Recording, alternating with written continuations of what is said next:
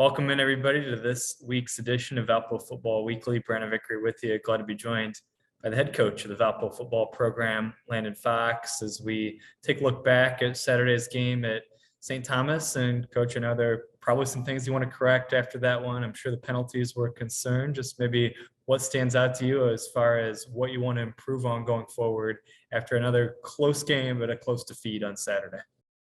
Yeah, we need to be a more disciplined football team. And that starts with me as the head coach and our assistant coaches to make sure that the guys are, are executing the proper fundamentals and techniques, and then be able to hold their composure, as a game. And I mean, this was said from the St. Thomas media that there was missed calls. They missed calls. They did, and but that's going to happen in games. And so we as coaches and as players, we have to be able to hold our composure, and then. Besides, not just the ref thing, but just talk about in terms of pre-snap penalties with delayed games and, false starts. And you can't do those things and be a successful football team. So we're really going to, this is a bye week, couldn't come at a better time. We're excited about the bye week so we can fix some of those things that we're not executing at a high level. One thing you did do late in the game that helped you get back in the game was forced turnovers. And that's something that you did a lot during the spring, had been kind of lacking so far during the fall season. Austin Chilton had an interception. You had a fumble recovery. How important was it to force a few takeaways, and how do you keep that going forward? To me, it's just executing the defense. And so, the one thing is on Austin Chilton's interception, we actually had a guy in the wrong spot. They kind of traded guys as a man-to-man coverage. And so, just disappointing. We kind of lucked into that one. Now on Nick Price's on his sack, the guys executed it really, really well. We should have done a better job going for the ball, but I mean, the execution of the defense they did a nice job, and we had a guy come free and makes a sack and fumble. And another big play that probably not a lot of people recognize was the third down right before our offense had it with about 4 minutes and 30 seconds to go. Is we drop a defensive end into coverage off a blitz, and Austin Martins drops the ball. Now we have a defensive end that got in his sight that was dropping. If he just stays out of his sight, I think he picks it and walks in and ties the game. Again, so those turnovers don't just happen. You're in the right spot when they come to you, then you got to make them. When I ask you about Ben Neisner, he was the special teams player of the week in the PFL this week. We've talked about him certainly during the spring season, but just what type of weapon is he, and what does he mean to your program?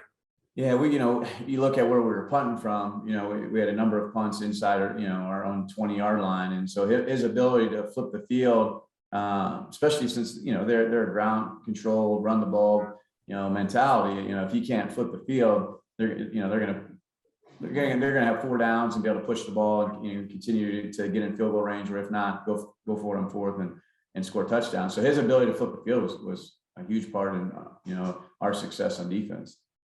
We talked a week ago about how many close games the program's played in a row, and I think that in PFL play, and I think that speaks a lot to the parity in the league. And certainly there were a few lopsided games in the PFL on Saturday, but overall, top to bottom, how does the parity this year compare to maybe years past with all your years around the PFL? Yeah, I tell the guys all the time that all these games are going to be 60-minute games. It doesn't matter who you're playing. It's going to come down to the last possession or two, and so. You're going to have to be able to execute at a high level for a long period of time. And that's hard for teams to do, but the teams that can do it, over and over and over, the teams that are going to be most successful. But if you look at, league wide, I mean, don't be surprised at any score that you see.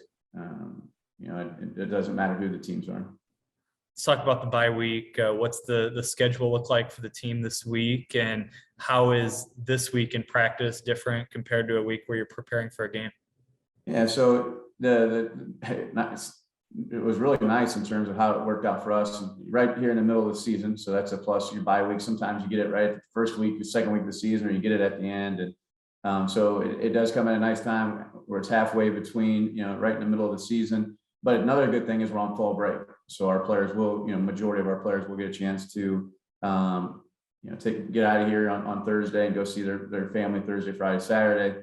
And so I'm excited for them to do that, because it has been a long, you had a spring season and a fall season. And so that it comes at a really good time for that, to just get away and recharge that battery a little bit. But before they do, what we really want to do on Monday, Tuesday, Wednesday is really get back to fundamentals and techniques. because that's what the game of football still comes down to: blocking and tackling, and then being in the right spots. And when you can do those things in terms of, hey, having the guys in the right position, be able to block and tackle, good things are going to happen. So that's what you want to get back to: basic fundamentals and techniques. And that could be we're six. It doesn't matter the record. That's what you need to fall back on. There he is, the head coach of the Valpo football program, Landon Fox. As always, Valpo Football Weekly is brought to you by our friends at Lakeshore Bone and Joint Institute. Again, it's a bye week this week, and the team will be back home a week from Saturday to take on Dayton. For all the latest in Valpo Athletics, you can follow Valpo Athletics on social media or visit valpoathletics.com. I'll talk to you again next week on Valpo Football Weekly.